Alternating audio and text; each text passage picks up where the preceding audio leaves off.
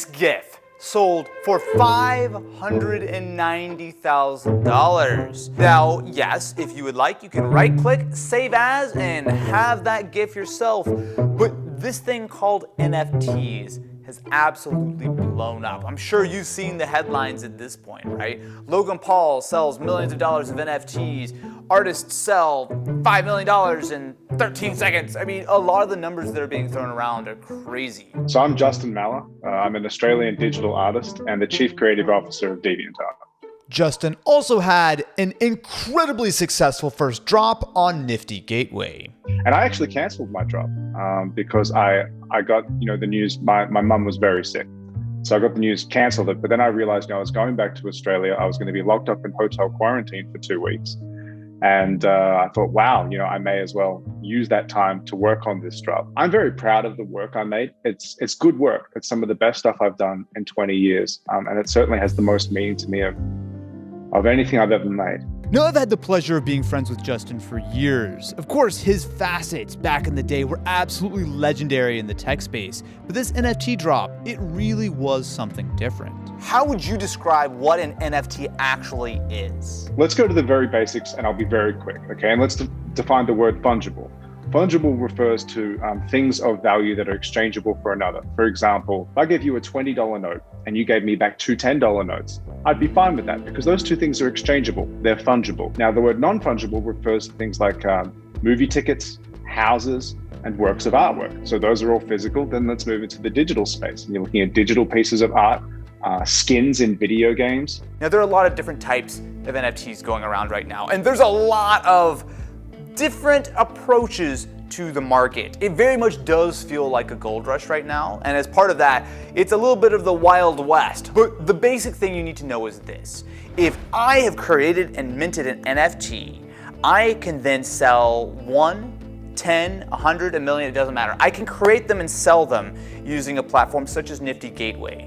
They will be able to, using the Ethereum blockchain, which is a record of every transaction, typically in cryptocurrency, but in this case in the actual creation of an NFT, to then verify that is the correct and authentic token. And when you're buying an NFT, you're not buying a file, you're not buying rights to the artwork, you're buying that token, you're buying that deed to whatever edition of the artwork you just purchased. Now that might sound confusing, but it is actually fairly straightforward. Now, you may have noticed I happen to own a fair few Pokemon cards. Now, this is something that I enjoy collecting because it's something that I liked as a kid, and I look at these cards and it gives me joy, right?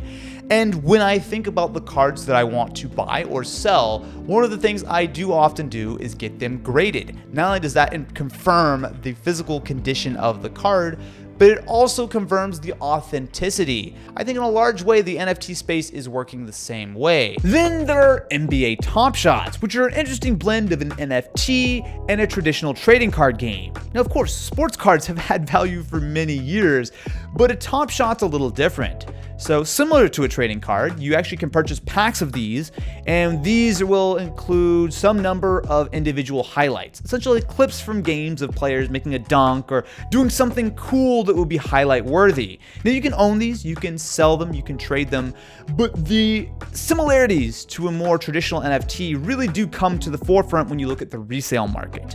Now, yes, there is scarcity here, and essentially what you're purchasing isn't necessarily the clip, which you could just watch on YouTube, but instead you are purchasing the serial number, right? The token here is really more so a receipt, the fact that you own the 34 of 75 limited edition of LeBron making a dunk or something, right? These are officially licensed from the NBA. The question is, how much is that license really worth to you? When you look at people who are spending tens and hundreds of thousands of dollars, that's a lot of money, right? And it really is being driven by that resale market.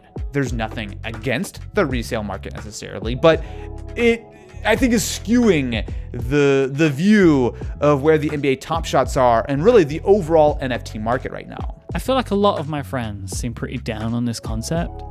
We're getting like very philosophical here and maybe like a little too like hippy dippy, but like everything is only valuable because we prescribe value to it anyway.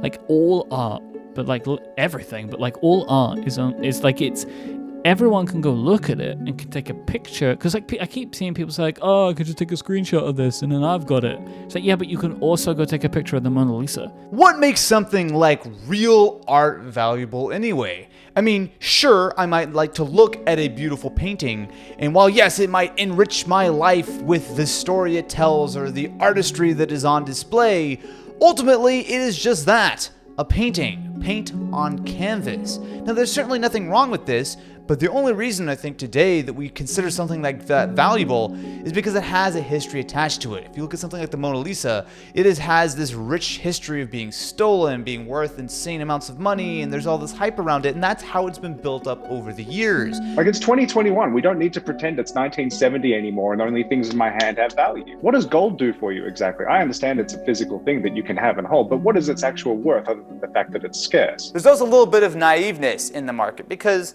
a lot of people who are purchasing NFTs might not really understand the art behind it. They might know that this is a popular person, this person seems like they would have something valuable, but just because something is art doesn't necessarily mean that it has crazy value. Now, whether or not the blockchain that underpins the entire process is going to be up and running in 100 or 200 years remains to be seen. This is obviously a very new space, and the values that we're seeing are very, very high, right? People are speculating that they're getting in on the ground floor of what the next generation of art is. This is something that the more I think about, the more it makes sense. It doesn't necessarily make sense at some of the inflated values we're seeing right now. It does seem like something which is very, very speculative right now, but given the time for things to shake out, just like cryptocurrency originally did, where it was very small and then it kind of grew and grew and then spiked and then collapsed and now has been working back up and finding equilibrium, I do think the NFT space will likely find some similar spot. But I would say just take a second before you write this off and think just a little bit about it. What makes an NFT all that different than any other piece of art? If you found this video interesting, consider hitting that subscribe button and ring-a-linging the ding-a-ling bell. Who knows how long this video lasts along with the rest of the NFT space.